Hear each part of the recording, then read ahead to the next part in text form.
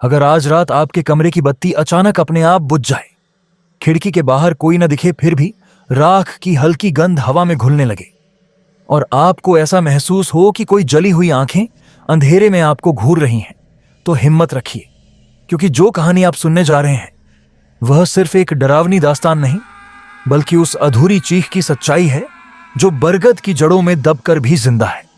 और शुरू करने से पहले मुझे जरूर बताइए कि आप यह कहानी किस शहर या किस गांव से सुन रहे हैं और इस समय रात के कितने बजे हैं, क्योंकि कहा जाता है कुछ कहानियां हर जगह नहीं, हर समय नहीं, बल्कि सही जगह और सही घड़ी में ही जागती हैं। घना जंगल उस रात असामान्य रूप से शांत था। हवा का एक भी झोंका नहीं बह रहा था, फिर भी पेड़ों की टहनियां ऐसे कांप रही थीं मानो किसी अदृश्य शक्ति ने उन्हें जकड़ रखा हो। आकाश में पूर्णिमा का चांद ठंडा, पीला और निर्जीव दिखाई दे रहा था। उसी चांदनी में एक पुरानी काय लगी झोंपड़ी जंगल के बीचों बीच अकेली खड़ी थी। उसके चारों ओर सूखी घास और बिखरी हड्डियां पड़ी थीं, जैसे यहां कभी जीवन रहा हो और फिर किसी ने उसे बेरहमी से छीन लिया हो। झोंपड़ी के सामने एक प्राचीन बरगद का वृक्ष था, जिसकी जड़ें धरती को चीरती हुई बाहर निकली थीं। उसी वृक्ष की सबसे मोटी डाल पर एक काली आकृति बैठी थी। उसके लंबे उलझे बाल हवा के बिना ही लहरा रहे थे। आंखें अंगारों की तरह लाल थीं और चेहरा सूखा, हड्डियों से चिपका हुआ। वह नीचे झोंपड़ी को घूर रही थी, जैसे किसी शिकार की प्रतीक्षा कर रही हो। उसका नाम कभी कमला था। बहुत वर्ष पहले यही जंगल उसके गांव का हिस्सा था। गांव छोटा था, पर लोगों के दिल बड़े थे। कमला भी उन्हीं में से एक थी। उसका पति रामू लकड़हारा था और उनका एक 5 वर्ष का बेटा मोहन था। कमला का जीवन साधारण था, पर वह संतुष्ट थी। परंतु संतोष का यह दीपक अधिक समय तक नहीं जला। एक वर्ष गांव में भयानक सूखा पड़ा। खेत बंजर हो गए, कुएं सूख गए, पशु मरने लगे, लोग भूख से तड़पने लगे। ऐसे समय में अंधविश्वास ने जन्म लिया। गांव के पंडित ने घोषणा की कि किसी अशुभ स्त्री की छाया गांव पर पड़ गई है। लोगों की नजरें धीरे धीरे कमला पर टिक गईं, क्योंकि उसके पति की अचानक मृत्यु हो चुकी थी और कुछ ही दिनों में उसका बेटा भी तेज बुखार में चल बसा था। दुख से टूटी कमला को लोगों ने दोषी ठहरा दिया। कहा गया कि वह अपशकुनी है, उसकी छाया से ही गांव उजड़ा है।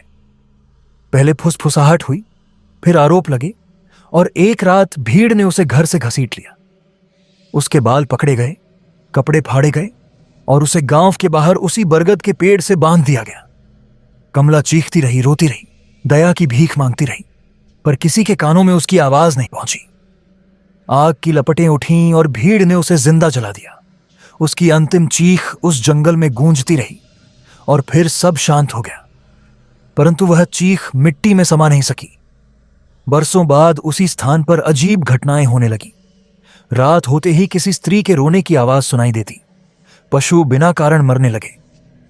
जो भी उस झोंपड़ी के पास जाता, सुबह उसका शव पेड़ की जड़ों में लिपटा मिलता। आंखें बाहर निकली हुई और चेहरे पर भय की जमी हुई रेखाएं। लोगों ने कहना शुरू किया कि कमला मरकर दायन बन गई है। वह उन सब से बदला लेने लौटी है जिन्होंने उसे जिंदा जलाया था। धीरे धीरे गांव उजड़ गया। लोग अपने घर छोड़कर भाग गए।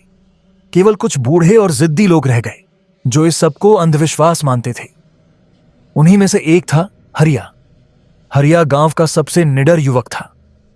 वह भूत प्रेत की बातों पर हंसता था। उसने कई बार उस झोंपड़ी के पास जाकर देखा, पर उसे कुछ नहीं दिखा। वह कहता, डर तुम्हारे मन में है, जंगल में नहीं। एक रात उसने निश्चय किया कि वह उसी झोंपड़ी में पूरी रात बिताएगा, ताकि लोगों का भ्रम टूट जाए। पूर्णिमा की रात थी। वही पीला चांद, वही सन्नाटा। हरिया हाथ में लालटेन लेकर झोंपड़ी की ओर बढ़ा। जैसे जैसे वह आगे बढ़ा, हवा ठंडी होती गई। उसके कदमों के नीचे सूखी टहनियां चटक रही थीं। बरगद का पेड़ सामने दिखाई दिया। उसकी डालियां किसी विशाल राक्षस की भुजाओं की तरह फैली थीं। हरिया ने ऊपर देखा, उसे कुछ नहीं दिखा। वह मुस्कुराया और झोंपड़ी का दरवाजा खोलकर भीतर चला गया। अंदर धूल जमी थी, कोनों में जाले लटके थे। एक कोने में पुराना चूल्हा पड़ा था, जिसमें राख अब भी जमी हुई थी। हरिया ने लालटेन टांग दी और जमीन पर बैठ गया। बाहर सन्नाटा गहरा रहा था। आधी रात होते होते अचानक हवा चलने लगी। झोंपड़ी की छत चरमराने लगी। दरवाजा अपने आप बंद हो गया। हरिया चौंका, पर खुद को संभाला। उसने दरवाजा खोलने की कोशिश की, पर वह जैसे किसी ने बाहर से पकड़ रखा हो। तब उसे एक धीमी हंसी सुनाई दी। वह हंसी स्त्री की थी, पर उसमें दर्द और क्रोध मिला हुआ था। हरिया के माथे पर पसीना आ गया। उसने लालटेन उठाई और चारों ओर देखने लगा। अचानक उसे महसूस हुआ कि कोई उसके पीछे खड़ा है।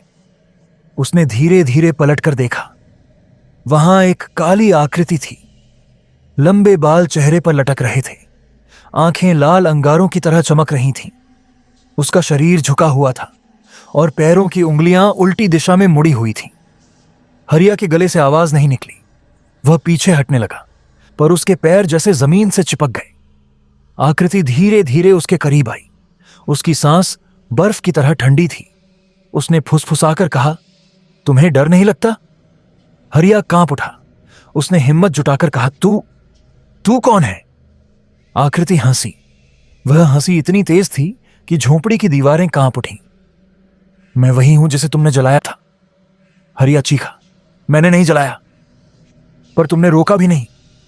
यह कहते ही वह आकृति अचानक हवा में उठी और हरिया के ऊपर झुक गई। उसकी उंगलियां लंबी और नुकीली थीं। उसने हरिया के चेहरे को छुआ। जहां उसकी उंगली लगी, वहां त्वचा काली पड़ने लगी। हरिया दर्द से चिल्लाया। उसने आंखें बंद कर लीं। सुबह जब गांव के कुछ लोग उसे ढूंढते हुए वहां पहुंचे, तो झोंपड़ी का दरवाजा खुला था। अंदर हरिया का शव पड़ा था। उसकी आंखें फटी हुई थीं और चेहरा भय से जकड़ा हुआ था। उसकी त्वचा जगह जगह जली हुई थी, जैसे किसी ने अंगारों से दाग दिया हो। उस दिन के बाद गांव में कोई भी उस जंगल की ओर नहीं गया। पर कहानी यहीं समाप्त नहीं हुई। बरगद के पेड़ पर बैठी वह आकृति हर रात किसी नए शिकार की प्रतीक्षा करती। उसकी लाल आंखें अंधेरे को चीरती और उसकी हंसी हवा में घुल जाती। जो भी उस जंगल के पास से गुजरता, उसे लगता कोई उसका पीछा कर रहा है। कदमों की आहट, पेड़ों के पीछे से झांकती छाया और अचानक कानों में गूंजती फुसफुसाहट। तुम्हें डर नहीं लगता? वर्षों बाद एक शहर से आए कुछ युवक उस जंगल में घूमने पहुंचे। उन्हें गांव की कहानियां सुनकर रोमांच हुआ था। वे इस सब को झूठ समझते थे। उनके पास कैमरे थे, टॉर्च थी और हंसी थी। उन्होंने झोंपड़ी के पास डेरा डाला। रात होते होते उन्होंने आग जलाई और गाने गाने लगे। पर जैसे ही घड़ी ने 12 बजाए, आग अपने आप बुझ गई। अंधेरा अचानक गहरा हो गया। उनमें से एक ने मजाक में कहा, दायन जी, अगर हो तो सामने आओ। उसके शब्द हवा में ठहर गए। बरगद की डाल हिली। ऊपर से 2 लाल आंखें चमकी और फिर वह आकृति धीरे धीरे नीचे उतरने लगी, जैसे कोई मकड़ी अपने जाल से उतरती है। युवकों की हंसी थम गई। उनके चेहरों का रंग उड़ गया। उनमें से एक ने टॉर्च उठाकर ऊपर रोशनी डाली। रोशनी पड़ते ही वह चेहरा स्पष्ट दिखाई दिया। जली हुई त्वचा, सूखे होंठ और एक विकृत मुस्कान। टॉर्च हाथ से छूट गई।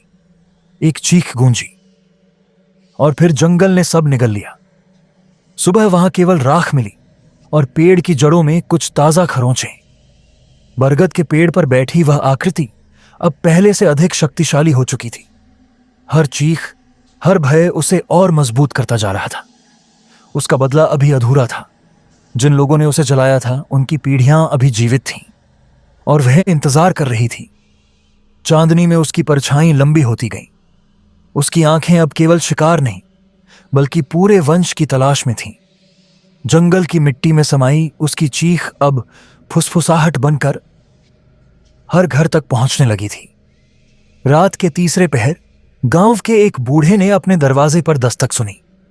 उसने सोचा कोई राहगीर होगा। जैसे ही उसने दरवाजा खोला, सामने कोई नहीं था। केवल जमीन पर राख की एक पतली रेखा थी जो सीधे जंगल की ओर जाती थी। और बरगद की सबसे ऊंची डाल पर बैठी वह आकृति मुस्कुरा रही थी। राख की वह पतली रेखा हर रात किसी न किसी घर के दरवाजे तक पहुंचने लगी। सुबह लोग दरवाजे खोलते तो चौखट के बाहर काली राख का घेरा बना मिलता, मानो किसी ने रात भर वहां बैठकर प्रतीक्षा की हो। बूढ़ा रघुनाथ, जिसने सबसे पहले वह रेखा देखी थी, तीसरी रात के बाद अचानक लापता हो गया। उसके घर के भीतर सब कुछ वैसा ही था। चूल्हे में अधजली लकड़ी, खाट पर खुली चादर, दीवार पर टंगी माला, पर रघुनाथ का कहीं पता नहीं चला। केवल बरगद की जड़ों के पास मिट्टी थोड़ी सी उखड़ी हुई थी और उसमें से हल्की सी धुएं की गंध उठ रही थी। गांव में भय फैल गया। जो लोग बचे थे उन्होंने दरवाजों पर नींबू मिर्च लटकाए, चौखट पर हल्दी और सिंदूर की लकीरें खींची और रात होते ही घरों में खुद को बंद कर लिया। पर भय दीवारों से नहीं रुकता। तीसरी रात एक घर से बच्चे के रोने की आवाज आई। मां ने उसे गोद में लेकर झुलाया, पर बच्चा लगातार दरवाजे की ओर इशारा करता रहा। उसकी आंखें दरवाजे के ऊपर किसी बिंदु पर जमी थीं। मां ने कांपते हुए ऊपर देखा, उसे कुछ नहीं दिखा, पर अचानक दरवाजे की लकड़ी पर नाखूनों की धीमी खरोंच सुनाई दी। खरोंचें पहले हल्की थीं, फिर गहरी होती गईं, जैसे कोई बाहर से भीतर आने का रास्ता बना रहा हो। मां ने मंत्र बुदबुदाए, पर आवाज गले में अटक गई। खरोंचें बंद हो गईं। सन्नाटा छा गया। उसने राहत की सांस ली। तभी खाट के नीचे से वही खरोंचने की आवाज आई। उसने नीचे झांकने की हिम्मत नहीं की। कुछ पल बाद खाट हल्की सी हिली और बच्चे का रोना अचानक थम गया। मां ने नीचे देखा। खाट के नीचे अंधेरा था, पर उस अंधेरे में 2 लाल बिंदु चमक रहे थे। उसने चीख मारी, पर चीख अधूरी रह गई। सुबह पड़ोसियों ने दरवाजा तोड़ा तो खाट खाली थी। फर्श पर छोटे छोटे जले हुए पदचिह्न थे, जो दरवाजे से बाहर निकलकर जंगल की ओर जा रहे थे। गांव के मुखिया ने तय किया कि अब यह सहा नहीं जाएगा। उसने पास के कस्बे से एक तांत्रिक बुलवाया।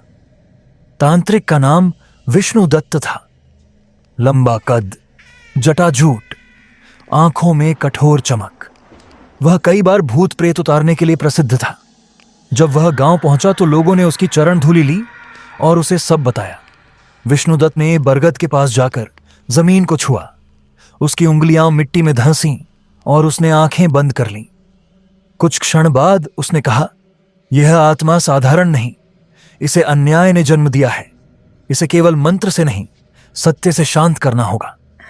रात को उसने बरगद के नीचे यज्ञ रचा। मंत्रों की ध्वनि जंगल में गूंजने लगी। आग की लपटें उठीं और धुआं आसमान में जाने लगा। गांव वाले दूर खड़े कांपते हुए देख रहे थे। आधी रात होते होते हवा अचानक तेज हो गई। आग की लपटें एक दिशा में झुक गईं। पेड़ की डालें हिलने लगीं। विष्णुदत्त ने मंत्र और तेज आवाज में पढ़े। तभी ऊपर से एक तीखी हंसी गूंजी। बरगद की सबसे ऊंची डाल से वह आकृति उतरने लगी। उसके बाल हवा में लहरा रहे थे। आंखें पहले से अधिक प्रज्वलित थीं। उसने यज्ञ की आग को घूरा। लपटें अचानक नीली पड़ गईं। विष्णुदत्त ने त्रिशूल उठाया और मंत्रोच्चार करते हुए उसे जमीन में गाड़ दिया। जो अन्याय हुआ उसका प्रायश्चित होगा, उसने ऊंची आवाज में कहा। आकृति कुछ पल स्थिर रही, फिर उसकी आवाज आई, प्रायश्चित? किसका? जिनके हाथों ने मुझे जलाया वे तो मिट्टी हो गए। उनकी संतानों ने क्या किया? उन्होंने भी सत्य से आंखें मूंदी। विष्णुदत्त ने आंखें बंद कर लीं। यदि तेरी पीड़ा सत्य है तो तू निर्दोषों को क्यों मारती है? आकृति की हंसी और भयानक हो गई। निर्दोष? जब मैं चीख रही थी तब कोई निर्दोष नहीं था। सबने देखा, सबने चुप्पी साधी। चुप्पी भी अपराध है। अचानक आग की लपटें ऊंची उठीं और विष्णुदत्त पीछे की ओर गिर पड़ा। त्रिशूल जमीन से उखड़ गया। गांव वाले भागने लगे। आकृति ने हवा में हाथ उठाया और यज्ञ की वेदी बिखर गई। विष्णुदत्त ने उठने की कोशिश की, पर उसकी गर्दन किसी अदृश्य हाथ ने पकड़ ली। वह तड़पता रहा। उसकी आंखें बाहर निकल आईं। कुछ क्षण बाद उसका शरीर निर्जीव होकर जमीन पर गिर पड़ा। उस रात के बाद गांव लगभग खाली हो गया। जो बचे थे वे भी भाग गए। झोंपड़ी और बरगद फिर अकेले रह गए। पर जंगल की सीमा से बाहर भी उसका प्रभाव फैलने लगा। पास के कस्बे में लोगों को अजीब सपने आने लगे। सपनों में एक जली हुई स्त्री उन्हें घूरती और पूछती, तुम्हें डर नहीं लगता? जो लोग उस सपने से जागते, उनकी खिड़कियों के बाहर राख की लकीर मिलती। धीरे धीरे कस्बे में भी 2-3 लोग रहस्यमय तरीके से गायब हो गए। कस्बे के स्कूल में पढ़ने वाली एक लड़की सुमेधा उन घटनाओं से विचलित थी। वह विज्ञान की छात्रा थी और अंधविश्वास में विश्वास नहीं करती थी, पर उसके सपनों में भी वही चेहरा आने लगा। एक रात उसने सपना देखा कि वह बरगद के नीचे खड़ी है। पेड़ की जड़ों में कोई रो रहा है। उसने झुककर देखा। जड़ों के बीच एक छोटी सी हड्डी फंसी हुई थी, मानो किसी बच्चे की उंगली हो। वह चौंक कर जाग गई। सुबह उसके बिस्तर के पास राख का छोटा सा ढेर पड़ा था। सुमेधा ने तय किया कि वह इस रहस्य का अंत खोजेगी। उसने गांव के पुराने अभिलेख खोजे। उसे पता चला कि वर्षों पहले कमला नाम की स्त्री को जिंदा जलाया गया था। उसके पति और बेटे की मृत्यु के बाद उसे अपशकुनी ठहराया गया था। सुमेधा ने यह भी पढ़ा कि उस घटना के बाद कई परिवार अचानक समृद्ध हो गए थे, क्योंकि कमला की जमीन और घर बांट लिए गए थे। सुमेधा को समझ आया कि यह केवल अंधविश्वास नहीं, अपराध था। उसने अपने मित्र अर्जुन के साथ उस उजड़े गांव जाने का निश्चय किया। दोनों कैमरा और नोटबुक लेकर पहुंचे। जंगल पहले से अधिक सघन लग रहा था। जैसे जैसे वे बरगद के पास पहुंचे, हवा ठंडी होती गई। झोंपड़ी अब आधी ढह चुकी थी। बरगद की जड़ें और फैल गई थीं। सुमेधा ने जड़ों के बीच खुदाई शुरू की। कुछ ही देर में उसे जली हुई हड्डियों के टुकड़े मिले। उनमें से एक छोटा सा कंगन भी था, जो आधा पिघला हुआ था। उसने उसे उठाया तो अचानक उसके कानों में फुसफुसाहट गूंजी, सत्य उजागर करो। अर्जुन ने घबराकर कहा कि यहां से चलो, पर सुमेधा अड़ी रही। उसने कैमरे में सब रिकॉर्ड किया और कस्बे में लौटकर लोगों के सामने सच्चाई रखने का निश्चय किया। उस रात जब वे लौट रहे थे, पीछे से पत्तों की सरसराहट हुई। अर्जुन ने मुड़कर देखा। पेड़ों के बीच वही काली आकृति खड़ी थी। उसकी आंखें अब उतनी क्रोध से भरी नहीं थीं, पर उनमें एक अजीब पीड़ा थी। उसने सुमेधा को देखा और कुछ पल तक स्थिर रही, फिर धीरे धीरे हवा में विलीन हो गई। कस्बे में सुमेधा ने पंचायत बुलवाई। उसने पुराने दस्तावेज दिखाए, जली हड्डियां दिखाईं और कहा कि यह सब अन्याय का परिणाम है। कुछ लोगों ने उसका मजाक उड़ाया, पर कई बुजुर्गों के चेहरे पीले पड़ गए।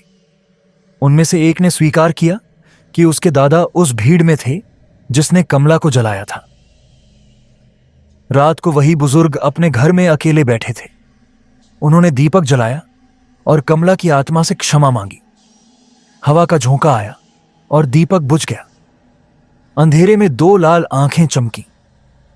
बुजुर्ग ने कांपते हुए कहा, मैंने अपराध नहीं किया, पर मेरे रक्त में उसका पाप है। यदि तुझे शांति चाहिए तो मुझे ले जा। कुछ क्षण सन्नाटा रहा, फिर कमरे में राख की हल्की गंध फैली। सुबह लोग जब वहां पहुंचे तो बुजुर्ग का शरीर खाट पर शांत पड़ा था, पर चेहरे पर भय नहीं, बल्कि अजीब सी शांति थी। उस रात बरगद की डाल पर बैठी आकृति पहली बार स्थिर रही। उसकी आंखों की लालिमा कुछ कम थी, पर उसकी प्रतीक्षा अब भी समाप्त नहीं हुई थी। जिन परिवारों ने लाभ उठाया था, उनकी संतानों में अब भी कई जीवित थे।